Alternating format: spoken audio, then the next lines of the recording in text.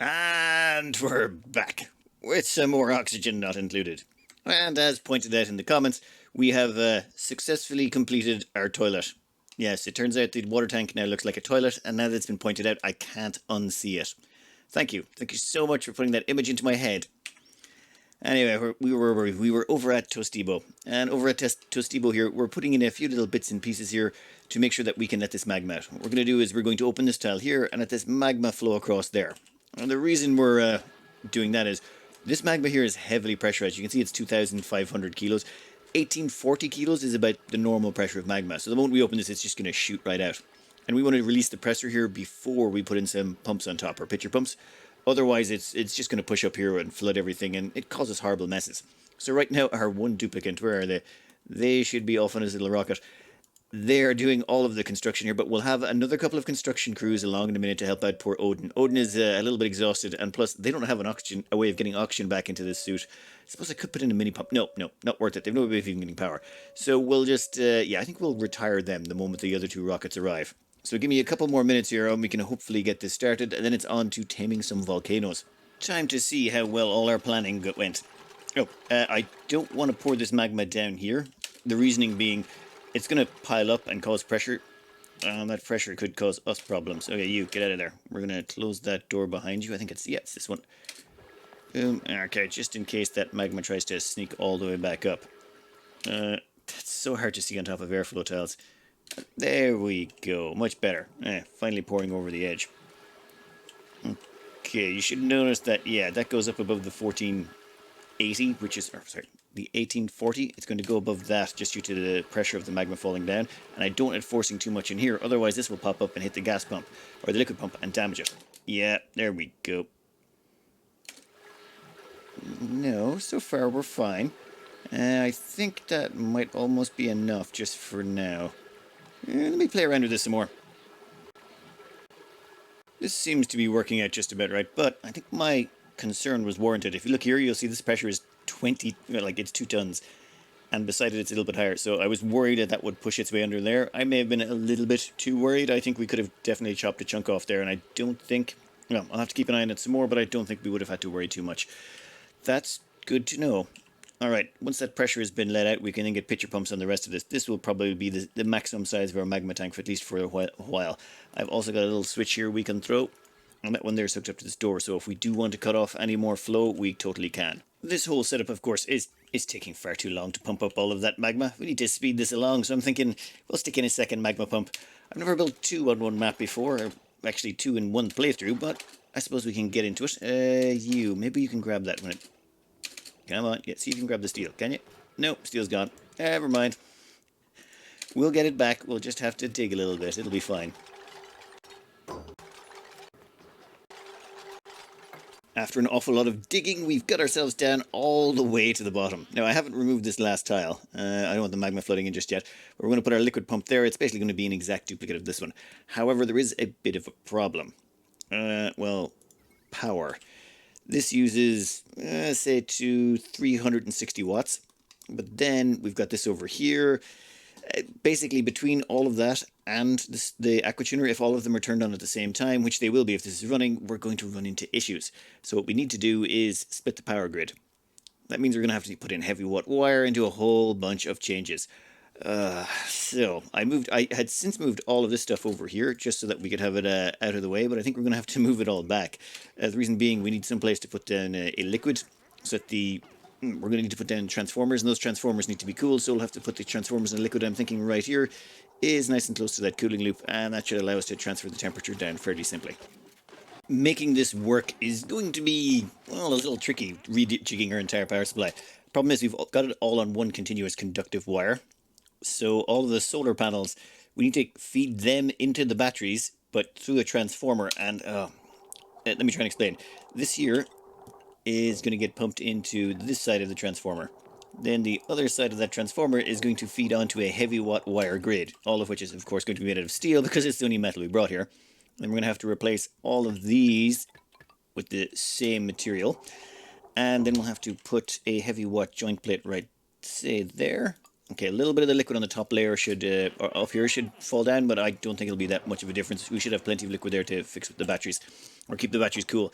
And actually, a little bit of liquid falling down here won't hurt because it'll help the power transformers cool.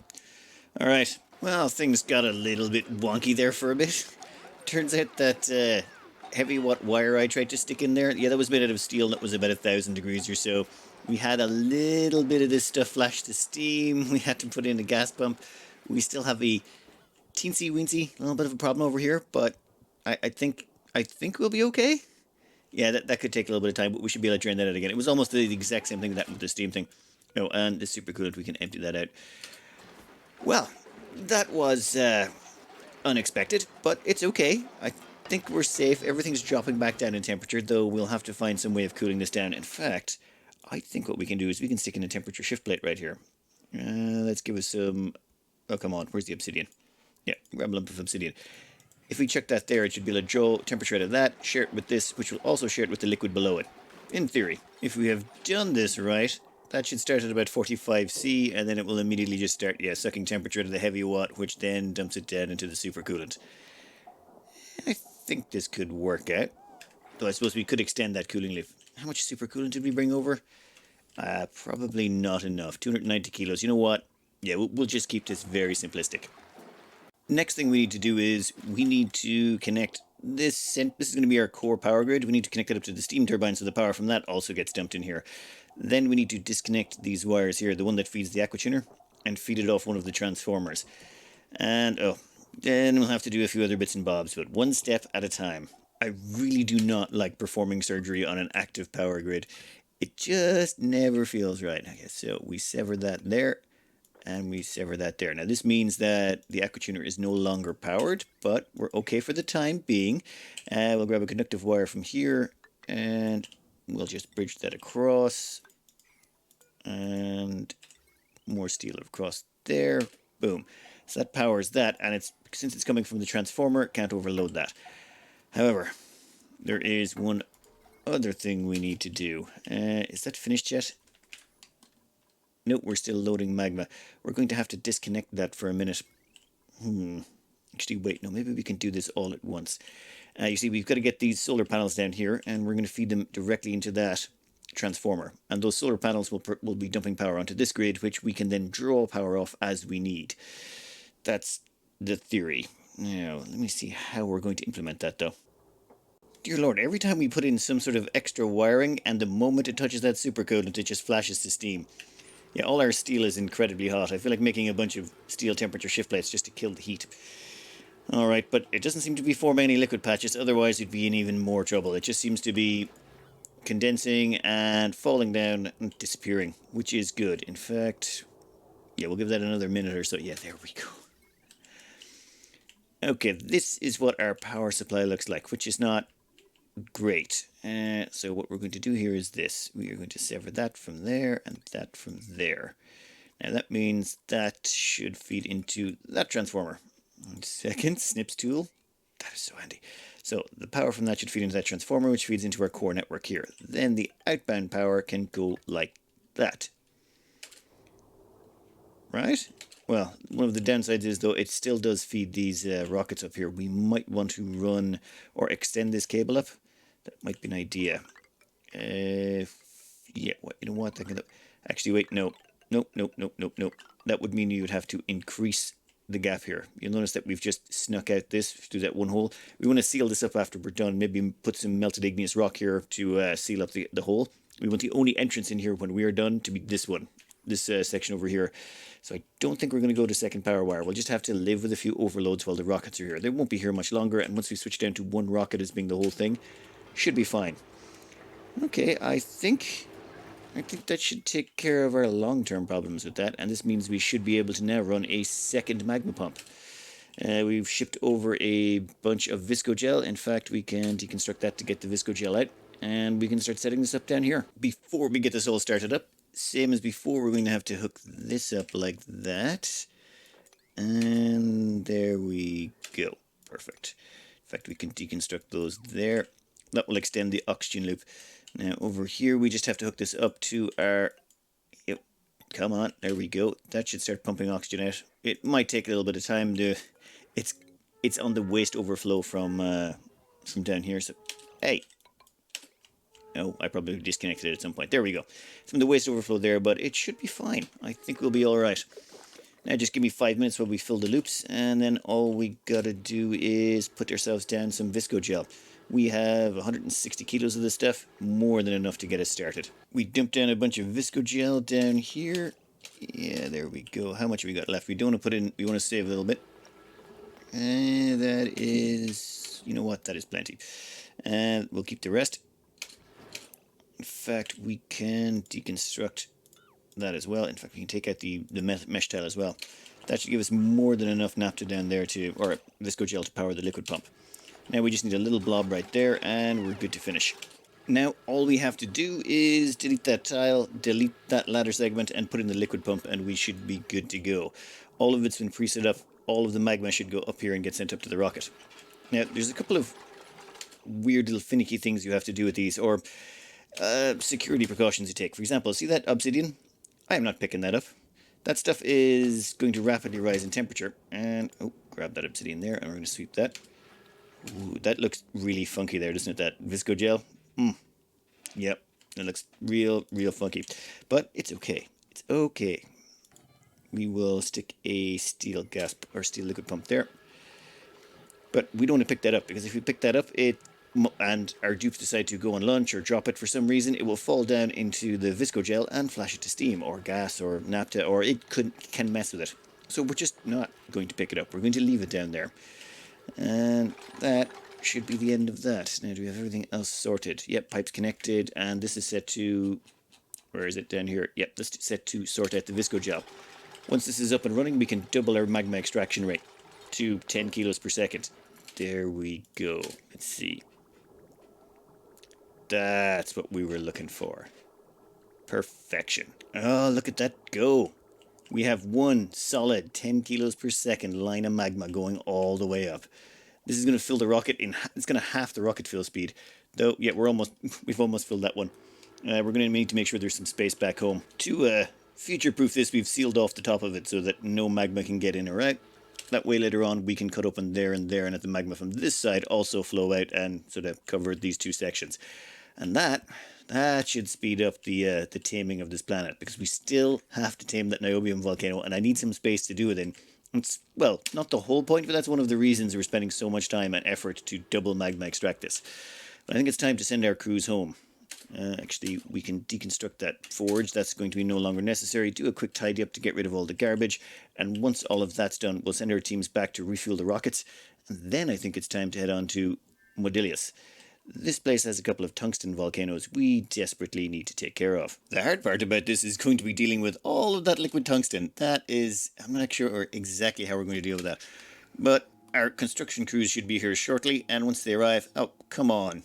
Yeah, the rocket landings glitch out occasionally. That's probably just going to keep radiating. 1 second. I'm going to have to reload the game, I think. Yeah, otherwise our duplicates are going to have a very toasty time of things. After a quick restart, the first thing we're going to do is maybe set up some door permissions to make sure the duplicates don't start sharing each other's shuttles again. Also, we want to tap this whole thing into the grid. I don't want them running on the wheels.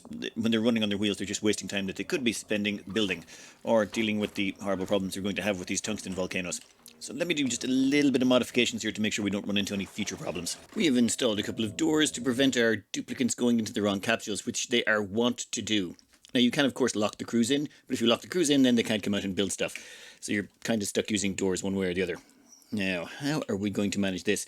See, these tungsten volcanoes don't actually produce nearly as much heat as you would expect. They're actually not much worse than gold. This here is pulled directly from the wiki, and it's how much heat each volcano type generates on average. They're all different, so some of them will produce more, some of them will produce slightly less, but on average this is what you're looking at. And we've sorted it by how much energy you'd have to drain out of the material to get it down to 125 C. That means gold is the weakest. That's why you can slap one steam turbine, self-cool it on top of a gold volcano and tame it no problems. Whereas with aluminum, you have to strap 3 steam turbines to self-cool it. Iron takes about 2, cobalt, copper.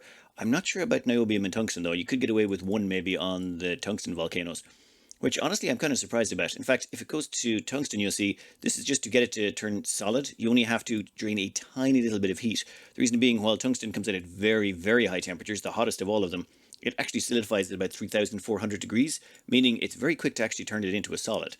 which we're probably going to use to our advantage with a little bit of sneaky tactics. While it would be nice to rescue all this tungsten and bring it back home with us right now, I think we're going to lose half of it. What we're going to do is we're going to grab a temperature shift plate and we're going to make it out of a material. Where is it? Give me some... granite should be a good idea. There we go. Granite temperature shift plate. So what should happen is that is going to touch off the magma in here. Or not the magma, the liquid tungsten. And because of the diagonal, the way temperature shift plates are magical and they can extract heat diagonally, that granite temperature shift plate is going to heat up. However, that granite temperature shift plate will then just melt. And when it melts, it'll turn into magma. However, that magma turns right back into igneous rock at a temperature of about, what is it? I say 1400 degrees or 1460.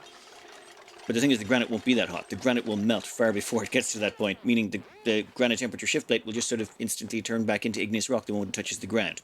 Well, that's the theory. In fact, let's start queuing up another one over here. What we want to do is drain a little bit of heat out. These things are already at what? 3,700 degrees. All we have to do, if we grab a lump of tungsten there, is drain the heat down to 3,421. How many temperature shift plates is that going to take? You know what, we'll find out soon enough. There we go. Temperature shift plate completed. It's made of granite, and the melting point of granite is 668.9 degrees. And oh look, it melted into igneous rock instantly. Well, that's one quick way to do a conversion process. And we actually have drained a little bit of heat out of there. And then we just repeat this process a few times until we've managed to drain enough heat out. I know this is not exactly a nice way to do things, but I just trying to deal with that much liquid metal at once would be absolute chaos. I thought about strapping a bunch of steam turbines across the top, flooding this whole place with liquid metal, pumping in water. I'm like, you know what? No, not worth it. Not worth it even a little bit. Instead, we just use a few of these temperature shift plate tricks, and we can dig the volcanoes out when we're done. You know what? Let's just triple down on how many temperature shift plates we've got hooked up. This should speed things along nicely. Oh, even got some solid tungsten already. I think I used all the granite and accidentally just built one out of clay. Yep, we built one out of clay and the clay just turned into ceramic. We can make ceramic now by just putting clay attached to this volcano. Okay, looks like we're going to have some ceramic on this planet. And you know what? That comes in handy. We'll find a use for it with the volcano taming coming up. Finally. Progress. We can actually see some of that solidifying. Okay, soon we're going to have to make some self-cooled ones, though. I want the metal to come out of here below about 40 degrees or so, and we're going to make it self-powered. The reason being is we don't want to move this tungsten through this area, or it'll kill everything. So in all fairness, I'm not sure we're going to keep these farms going. It has been producing isoresin for it at a steady clip. We've got a ton of resin right there, and we've got at least 2.4 tons of isoresin back home. But with our water planet doing so well, how much water we drained? Oh my god. That is a thirsty Aku over there. We're up to 21 million calories on our Aku planet. I think, you know what? I think we can manage it. We can definitely get calories from other planets here, and we're going to have more than enough insulation. First things first, we got to make sure nothing gets swept out of here. All of this stuff is going to be boiling hot, at least, 700, 800, 1300 degrees. We can't be letting that go anywhere near any of these living areas or stuff like that. That stuff is all temperature controlled. So we have disabled all sweeping, all of the storage containers up there. We're going to have to store everything down here. Let's do this one first. We can get rid of all of this and see what we're working with. Oh, and we can dig out these sections, and these sections. I think we're going to keep the tungsten down here and use the heat from it to power up our original one. Oh, power up our steam turbine. But at the same time, we're going to have to send some plastic over from our home planet. I have no idea what happened. It's just raining rock gas again. God damn it.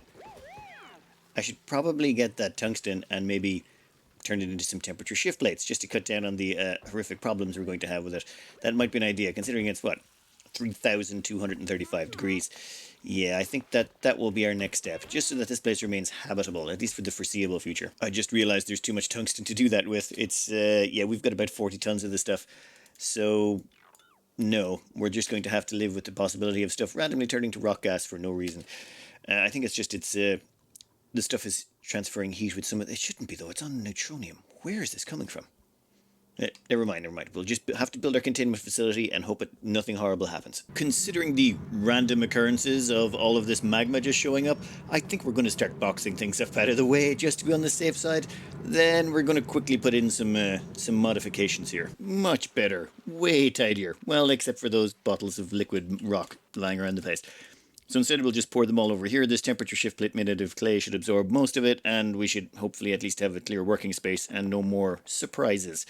I think what we're going to do here is make a self-powered cooler, whereas the heat is turned into power. That power runs through an Aqua Tuner, and that Aqua Tuner cools down the area, keeping the steam turbines cool, but also chilling down the output tungsten, so that we can get the tungsten down to, 45C or something around there.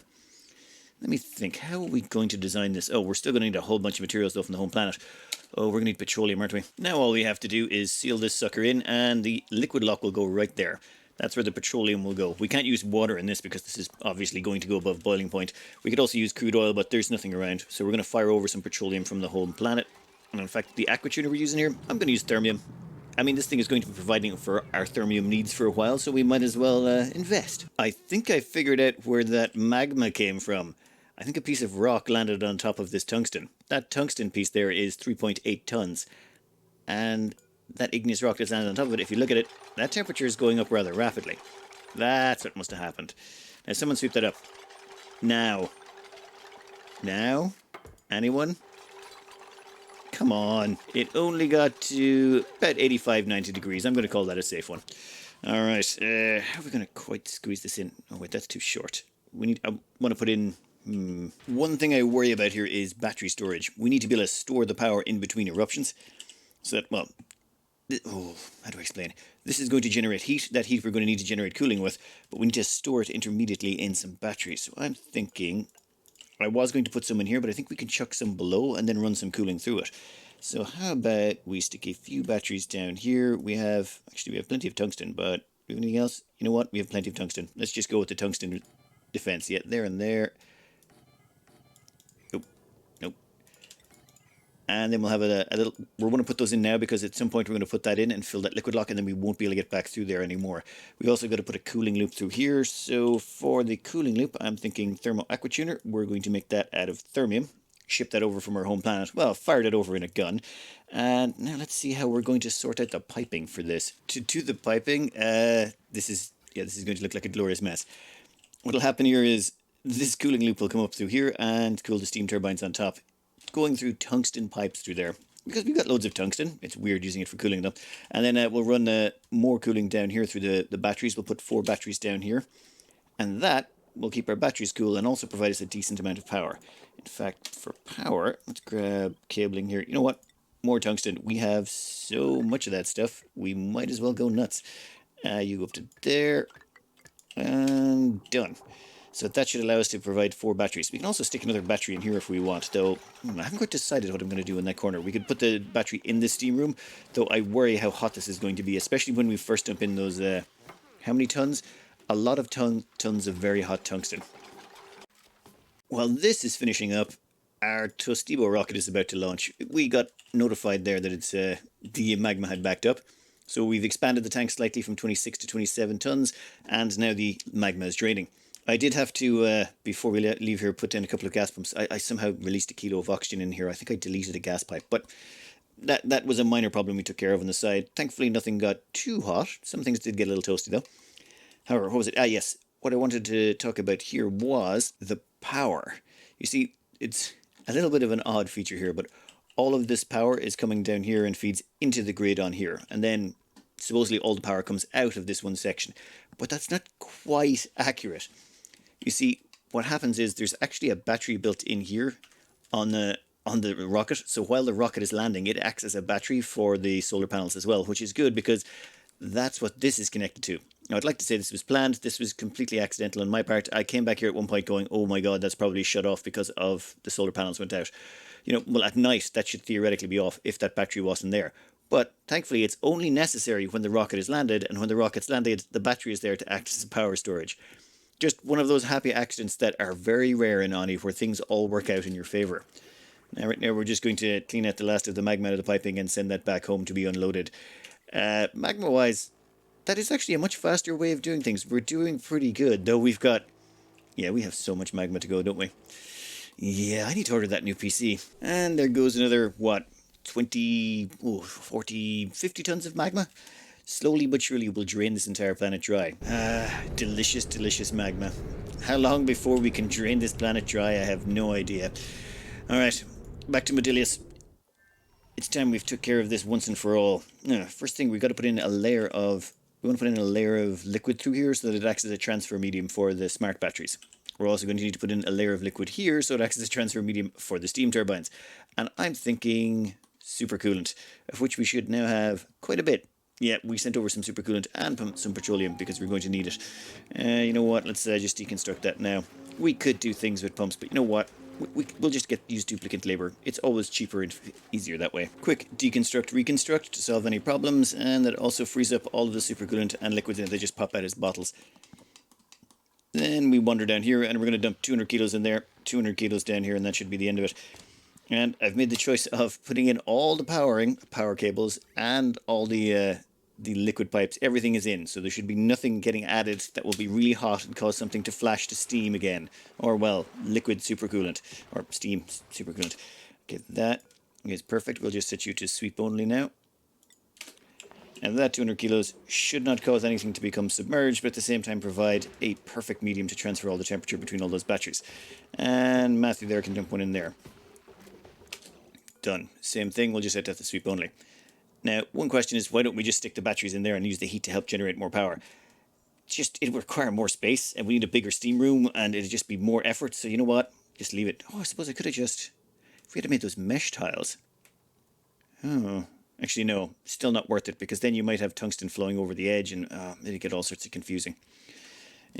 Alright, with that in place, next up we need to fill the loop with supercoolant as well, though I think that actually might have to wait a second. One little trick we're going to use here is conveyor rails.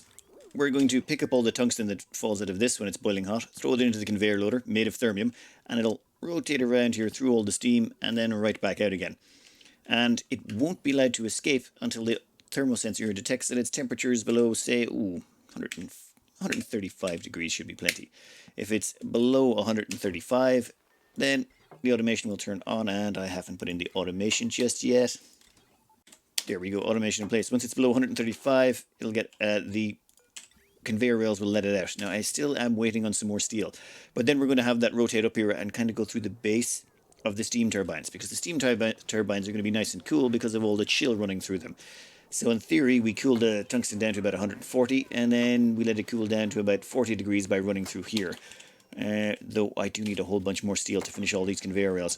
We are not running the conveyor rails along the bottom. They will just melt. Tungsten just comes out way, way, way, way, way too hot. In fact, I'm worried... Oh, did we just end up with liquid steel? How did we end up with liquid steel? Come on. Well, that's awkward. Tell you what, why don't we... I don't think there's really anything we can do there. I can't even mop it because of where it's positioned. Yep, there we go. Christ. Looks like we're going to need this little section over here again, aren't we? Fine, just give me 5 minutes to sort out the last of this and we can turn it on and actually see it in action. Unfortunately, I may have built some things there that made the supercoolant a little bit over 100 degrees, so now the steam turbines are just going to freak out and make that annoying noise for ages, but it's fine. We're just about ready to start. We are going to fill this with petroleum, of which we have sent over about 1,800 kilos. It will handily close off this liquid lock. Then we can start pumping in water. The water we're going to get from our rocket storage, the stuff we use for the toilets. There's 9 tons in there. They won't mind if you steal a couple of tons. We have run a pipe all the way up to the top of the map, and we did have to do a little bit of rejigging here to fit in a liquid rocket port unloader. But with that done, all we got to do is put the petroleum in, seal it up, then we can start throwing in the water.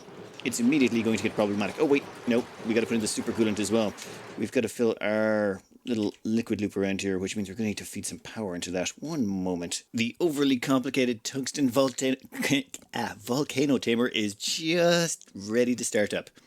Now we have to fill the cooling loop, but at the same time we got to put some water in here, otherwise that Aqua Tuner is going to start overheating. But I don't want to put any water in there while that piece of tungsten is there. That piece of tungsten is, it's 1200 C. It's going to cause any water we pour in there to start boiling. Now we do have water ready to go.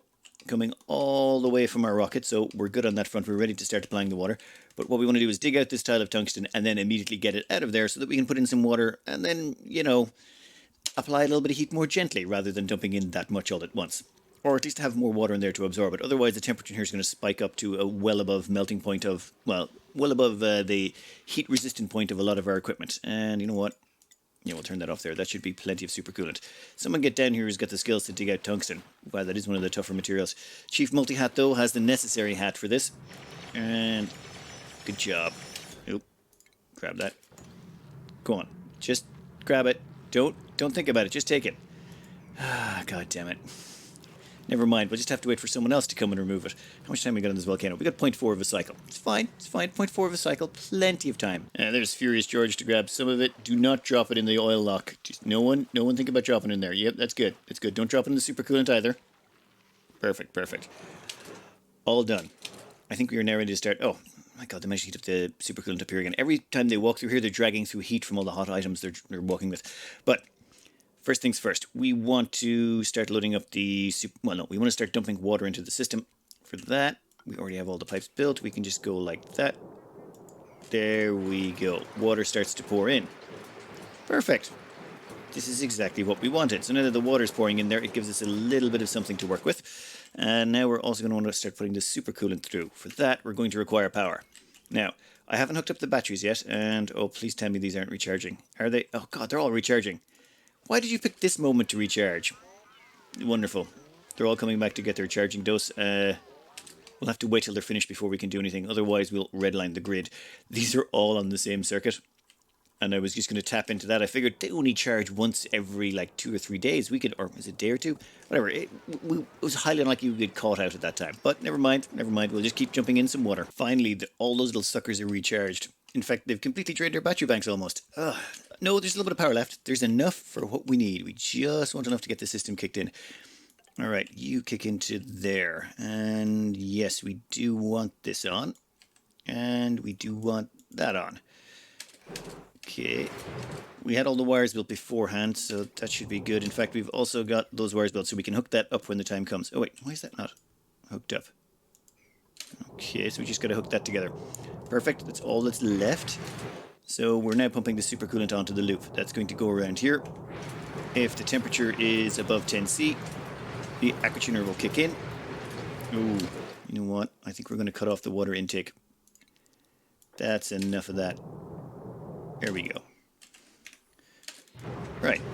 Aqua Tuner is kicked in. Cooling is going up there. Steam turbines are going to cool down. They're going to stop making that annoying noise. And there we go. Now we just let that run for a bit. Oh, God damn it. 20 seconds. Well, okay, trial by fire. Literal. No, it should be fine. Should be fine. There's plenty of water in there to help absorb most of the heat. And we put a temperature shift plate. That temperature shift plate's job is to heat up the petroleum. Otherwise, it can cause problems. Okay, no. That works. Water's still not boiling. Yeah. Yeah, we're good. Give me a minute. Oh, here we go. Time to start steaming. It still has to heat that up. Okay, while we've got a bit of steam in here, yeah, that's plenty of steam. What we're going to do is we're going to set up this section here. This is where all the tungsten is going to get picked up. By ticking this box, that auto sweeper is going to pick up the boiling hot tungsten. Well, boiling is a little bit of an understatement, that stuff. Well, actually, it's only 609 degrees. There really is not that much heat in it. It's going to take that and... Oh, we got to finish this, by the way. Forgot all about that. That's made of steel. It's going to take that tungsten and throw it into this conveyor loader. That conveyor loader, well... Actually, it does exchange heat with the environment quite nicely. Well, once that conveyor rail is done, we should be able to actually extract out the tungsten and put it across the rails. And on the rails through the steam, it should dump an enormous amount of heat, or dump most of its heat as quickly as possible. And how is our cooling loop looking? Come on, cooling loop, how you doing? We're down to 35. Oh, yeah, grand. In fact, we've got one blob missing. That's perfect. Get rid of that liquid bridge. We don't need it anymore. And how is our power supply looking? Have we drained our battery banks? No, we still have a tiny scooch of power left. I think, though, we might want to disconnect from that, especially until morning. Do you know when you do something stupid, like build a conveyor shut off backwards, meaning that tungsten is never going out across the line? Yeah, that's just one of those days, but it's fine. We will make another conveyor shut off and we'll turn it around. See, just like that. Just make sure automation will catch it. Yeah, and power will catch it. Perfect, perfect. Now that we have that built, the tungsten should go out across the line. Contents is 360. So it's coming out about 300 degrees or so. Then by the time it just does one rotation, what are we down to already? 180. Perfect, that's exactly what we want. And this is set up to 135. So long as it's below a certain temperature by the time it gets to the end. Come on, what temperature are you at? You're looking at... Okay, send the green signal. Why are you not... God damn it. So once the material goes below 135, it comes up through here. And then it travels across this section, which is the supercoolant that keeps the steam turbines chill. And so long as it's below, say 40. As long as it's below 40, it gets allowed out. What's set it now? 43. No, that's a no-no. You can't leave until you go below a certain temp. Now, there's not actually enough heat in here right now to charge the steam turbines to generate the power, though we might be able to get a bit of a jump start. No, Jesus, look at those batteries. Dear Lord, those robots did an absolute number on it. And our solar power is not bringing in quite enough juice to keep them charged up. Oh, wait. They're fully charged. What am I thinking about? Oops, sorry, graphical glitch. Right, let's charge up the batteries down here while we got the chance. Oh. There we go. Let the chilling begin. We should be able to drive the temperature in here down well below, what was it? Yeah, 10C. Once it's at 10C, this whole system will be primed. I have disconnected this whole system from the rest of the grid. It's now all on its lonesome. However, we're going to need some heat to get it started. That's why this is here, automatic dispenser. And what we'll do is we're just going to dump in about, 4.7 tons of 3000 degree tungsten. That should put a little bit of heat in there, right? Get it all nice and warmed up. Come on. Dump it in there, let's see. Perfect. That should drive up the temperature. Once the temperature hits under 25, we'll start getting enough heat in there. Oh, wow. Yeah, they're running through the supercoolant and driving up the temperature there. That's not great, but have faith. I think we're good. Yeah, we're fine. There we go. Slowly it surges to life. Nice. Heat's moving through, steam's going on. We're not really storing any battery power because, well, we're eating it as soon as we make it, but good enough for now. I like it.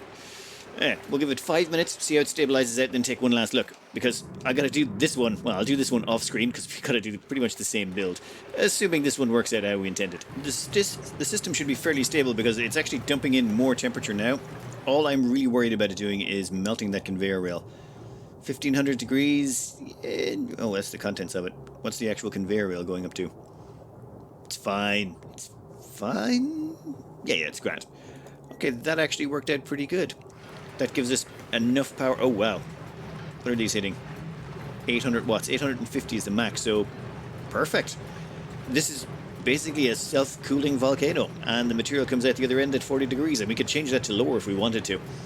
I've also made sure that it's set to very chilly down here. This should all end up about 10 degrees, both the steam turbines and the batteries, so the metal might come out a little bit colder than that even. But I'm going to call that a 100% success. There it is, whole system stabilized, and we've got a self-powered cooling volcano. All the materials will come out at about 40C, and we don't actually put anything in. As in, it just does its own thing, we don't have to look at it, and it should be all self-maintained. Now, there's a reason we don't use all of these everywhere. One, it's just the sheer complexity of this thing. The amount of power cables, automation, all that stuff you got to put in, you can cut down and maybe throw a couple of batteries in here instead and do a few side things. But when you compare that to, say, Modilia over here, where we made a couple of volcano tamers, you can't really beat the simplicity of that. This thing just cools itself, and that's it. There's no other moving parts. Where was the other one? Yeah, this one here, Iron Volcano, we just strapped two on top. They cool themselves, they take care of themselves, and you can get them down really early and fast. So that's sort of why they're my main go-to. But for this one, the fact that we had to get it past all of this, and there was no real way we could take up the sides or anything like that, well, why not? We've ended up with some nice chill metal, and it cools itself, powered by its own heat. Now, if you'll excuse me, I'm going to go take care of this, and I'll leave you with a few screenshots of this. I hope you enjoyed, and good luck.